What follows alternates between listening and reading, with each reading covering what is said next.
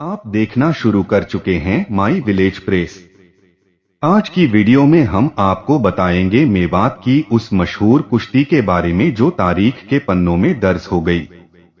दोस्तों, अगर आपके गांव की भी कोई मशहूर दास्तान है तो हमको इंस्टाग्राम पर जरूर बताएं।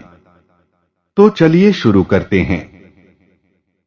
हरियाणा और राजस्थान बॉर्डर के पास एक गांव है फतेहपुर, जिसे मेवात के लोग भोरी फतेहपुर के नाम से जानते हैं।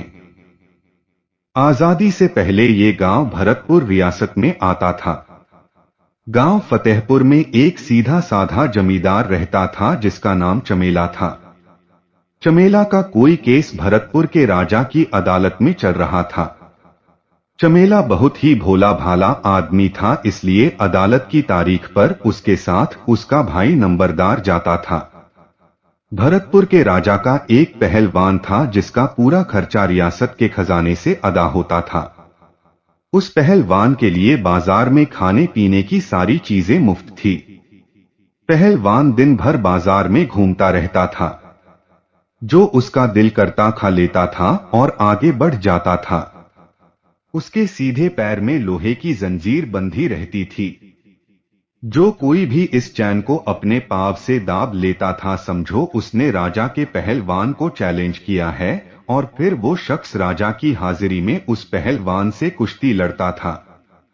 एक बार तारीख पर चमेला अपने नंबरदार भाई के साथ भरतपुर गया। तारीख पर हाजिरी देने के बाद दोनों भाई बाजार से घर की जरूरत का सामान खरीदने लगे। नंबरदार दुकान से सामान खरीद रहा था और चमेला बाहर खड़ा होकर बाजार की रौनक देख रहा था। तभी रियासत का पहलवान वहां से गुजरा। चमेला उसे बड़ी हैरानी से देखकर बोलने लगा, अजीब आदमी है, कहीं से कुछ भी उठाकर खा लेता है और इससे कोई पैसे भी नहीं मांग रहा। चमेला यही सोच रहा था कि उसकी नजर पहलवान के पांव में बंधी जंजीर पर पड़ी और कहने लगा, बड़ा अजीब आदमी है, जानवरों की तरह बंधा हुआ है। थोड़ी देर तो चमेला उस पहलवान को देखता रहा और फिर आगे बढ़कर पहलवान की जंजीर पर पांव रख दिया।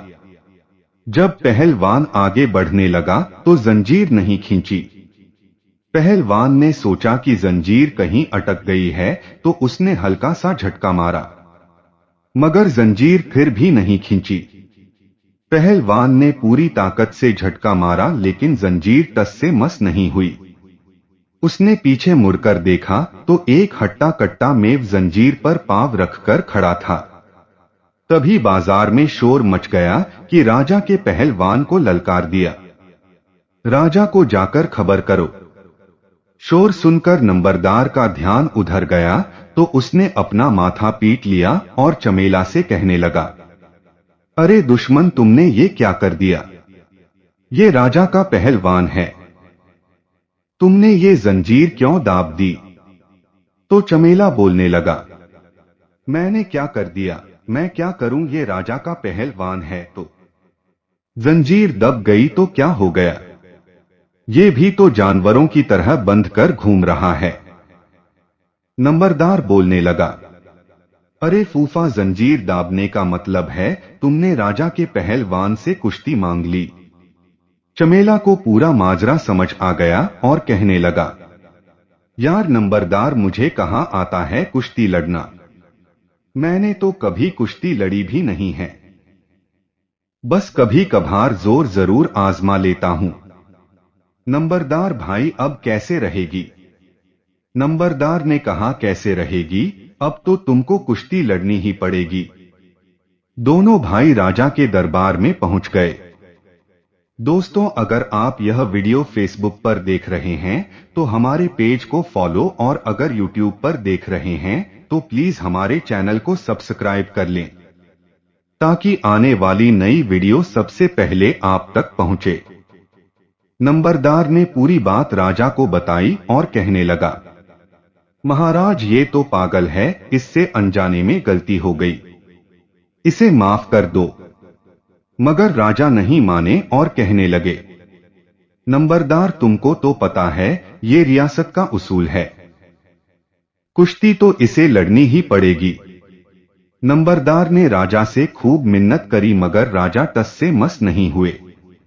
राजा की हट देखकर चमेला को गुस्सा आ गया और नंबरदार से बोलने लगा, चल भाई नंबरदार, हम कुश्ती ही लड़ेंगे, ज्यादा से ज्यादा हार ही तो जाएंगे, ये अपने घर तो लेकर जाएगा नहीं।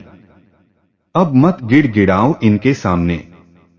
थक हार कर दोनों भाई वापस सराय में आ गए।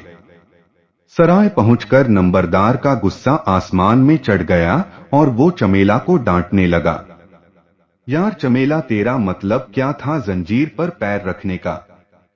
कम से कम मुझसे ही पूछ लेता। अब तुम बच्चों के बाप बन गए हो, इससे आगे डाले नहीं छटेंगे तुम में से। तभी चमेला बोलने लगा, भाई नंबरदार, तुम तो बिना बात के डांट रहे हो। अब जो हो गया सो हो गया, मैं पूरे हौसले के साथ लड़ूंगा। और सुन भाई नंबरदार, अगर पहलवान की कमर मेरी पकड़ में आ गई तो छोड़ूंगा नहीं, चाहे ये अपने मन में कितना भी बड़ा नौहान हो। और जो होगी देखी जाएगी, अब आराम से सो जाओ। अगले दिन भरतपुर का दशहरा मैदान लोगों से खचाखच भरा हुआ था। एक तरफ राजा की कुर्सी लगा दी गई और सभी लोग राजा के आने का इंतजार करने लगे। मुकर्रर वक्त पर राजा की सवारी आ गई और कुश्ती का ऐलान हो गया। एक तरफ राजा का पहलवान लंगरी पहनकर मैदान में पहुंचा और उछल कूद कर अपनी देही खोलने लगा। दूसरी तरफ चमेला भी अपनी धोती चढ़ाकर मैदान में आ गया। रेफरी का इशारा हुआ और दोनों ने हाथ मिलाया। चंद लम्हों में पूरे मैदान में सन्नाटा छा गया और लोगों को जैसे सांप सूंघ गया। सारे लोग हैरानी भरी नजरों से मैदान की तरफ देखते रह गए। मैदान के अंदर जो कुछ घटा उसे देखकर राजा भी सन्न रह गए। आखिर मैदान का मंजर ही कुछ ऐसा था कि तमाम लोग दम साध कर खड़े हो गए।